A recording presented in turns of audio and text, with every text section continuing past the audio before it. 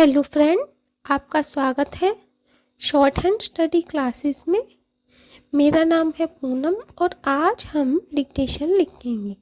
तो चलिए video start करते हैं। ये है डिक्टेशन नंबर 19। इससे पहले हम 18 डिक्टेशन लिख चुके हैं। ये डिक्टेशन उन स्टूडेंट्स के लिए है जो अभी शॉर्ट हैंड सीख रहे हैं। जो स्टूडेंट्स रेगुलर क्लास अटेंड कर रहे हैं वो ये जानते होंगे कि जैसे जैसे हम कोर्स कंप्लीट करते जा रहे हैं वैसे वैसे डिक्टेशन का लेवल बढ़ता जा रहा है। तो चलिए डिक्टेशन लिखना स्टार्ट कीजिए।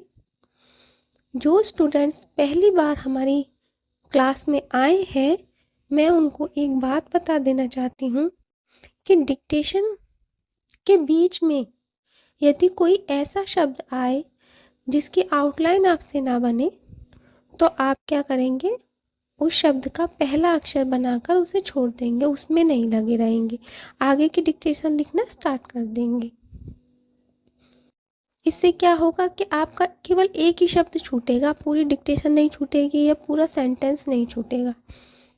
तो चलिए स्टार्ट करते हैं, डिक्टेशन लिखना स्टार्ट करें। स्टार्ट।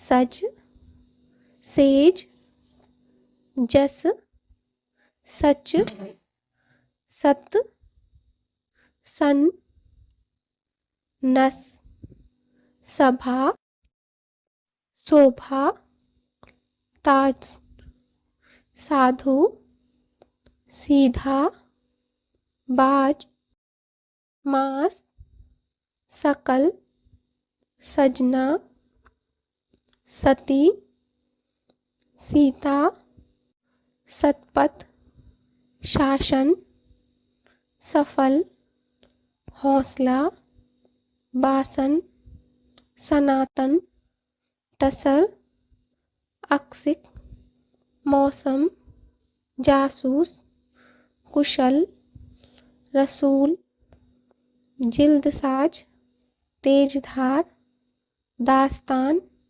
तसला, तीसरा, तुमने, किस लिए, संपूर्ण, सबक, नहीं, याद, किया, तुम, किस संबंध में यह बात कर रहे हो, सर्दी के दिन कैसे, आराम,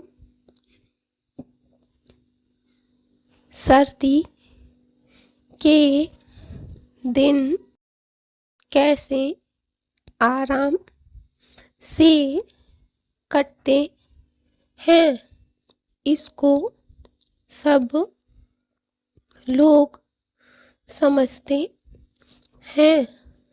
गर्मी के दिनों में कष्ट होता है, इस समय साहब लोग पहले पहाड़ पर जाते हैं, इसका सबब यह है कि वे सामने के सूरज की गर्मी नहीं सह सकते।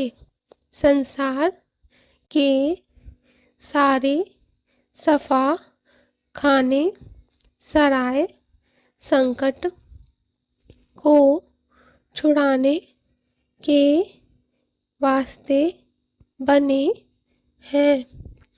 सर, शर, सम, शाम, सार, साल, सेब, कस, टस, जस, नस, भेस, लेस, सोचा, नाश्ता, कसाई, काइस, कोसना, समोसा, किशमिश, चूसना, जालसाज, तस्कीन, नौसादर, आसमान, मुसलमान, वास्तव, व्यवसाय, विकसित, शासक, को, रात, दिन, बड़ी, मुसीबत का सामना करना पड़ता है, शासन करना कुछ खेल नहीं है, भले शासक हमारी शिक्षा को सरल बनाने और उसके द्वारा विद्या की ओर मर्द और औरत दोनों की रुचि लगाने का सुविचार करते हैं। इससे हमको रुपया और धन मिलता है।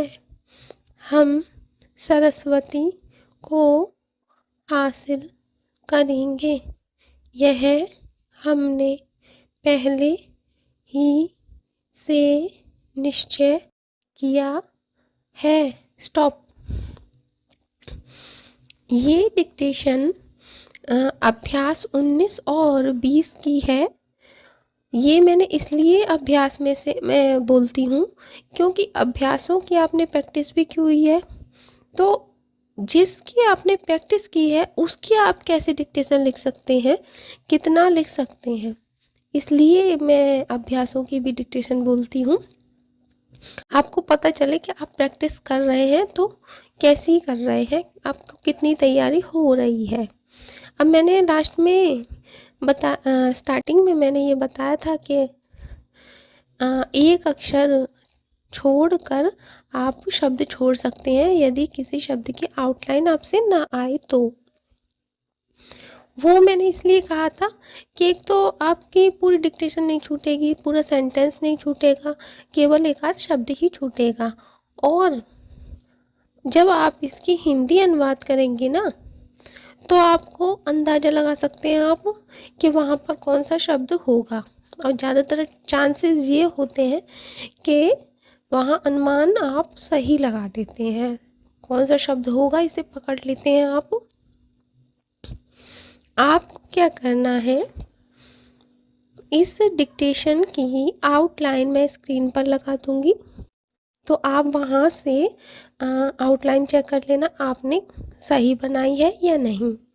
और इसकी हिंदी को भी मैं जो बोल रही हूँ उसे भी मैं स्क्रीन पर लगा दूंगी, आप वहाँ से हिंदी भी चेक कर सकते हैं।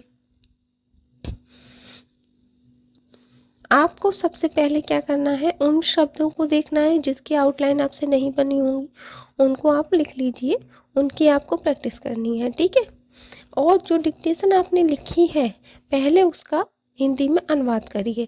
आपको पता हो कि आप जो लिख पा रहे हैं उसे पढ़ पा रहे हैं या नहीं, वरना ये हो कि आपने क्या लिख दिया आपको कुछ पता ही नहीं है। क्योंकि शॉर्ट हैंड का मतलब है कि शॉर्ट में किसी भी सेंटेंस को, किसी भी पैराग्राफ को लिखना और उसे खुद ही समझ जाना। तो आपको खुद ही उसकी हिंदी लगानी है, और हिंदी में जब अनुवाद कर लेंगे तो आपको चेक करना है कि आपने सही अनुवाद किया है या नहीं। आपको पता होगा कि जब आप एग्ज़ाम देने जाएंगे तब आपको डिक्टेशन बोली जाएगी, तो जो डिक्टेशन वाली कॉपी है वो चेक नहीं होती है। आप जब उसकी हिंदी में अनुवाद करके टाइप करेंगे ना वो चेक होगा, तो इसलिए आपको हिंदी अनुवाद करना आना चाहिए। तो आपको ये हैबिट बनानी पड़ेगी कि जब भी आप डिक्टेशन लिखें पहले उसका हिंदी में अनुवाद करें, और फिर अब जो शब्द आपसे नहीं आए उनकी आप प्रैक्टिस कर लें, ठीक है। फिर उसके बाद आपको दोबारा से ये डिक्टेशन लिखनी है, तब आप देखना कि आप में कितनी गलतियां करी हैं या नहीं करी हैं, क्योंकि जब तो कोई गलती होने का सवाल ही नहीं है जब आप प्रैक्टिस कर लेंगे। तो एक डिक्टेशन को आपको कम से कम 2 बार ज़रूर लिखना है, और दोनों बार हिंदी में अनुवाद भी करना है। ठीक है, इस तरह अगर आप प्रैक्टिस करेंगे और डिक्टेशन लिखेंगे तो आपको आगे चल के कोई भी दिक्कत नहीं होगी, क्योंकि अभी तो आप सीख रहे हैं, लेकिन जब सीख जाते हैं, बहुत सारे ऐसे स्टूडेंट्स हैं जो लिख तो लेते हैं लेकिन उसे पढ़ नहीं पाते, और या फिर उनको स्पीड उनकी कम हो जाती है। इसलिए मैंने ये कहा है कि आपको डिक्टेशन भी रेगुलर लिखनी है और उसका अनुवाद भी रेगुलर करना है, और आपको ये देखनी है हम कहाँ किस कमी की वजह से नहीं लिख पा रहे हैं। और अगर आपके कोई भी क्वेश्चन हो तो आप मुझे कमेंट बॉक्स में बताइएगा। धन्यवाद।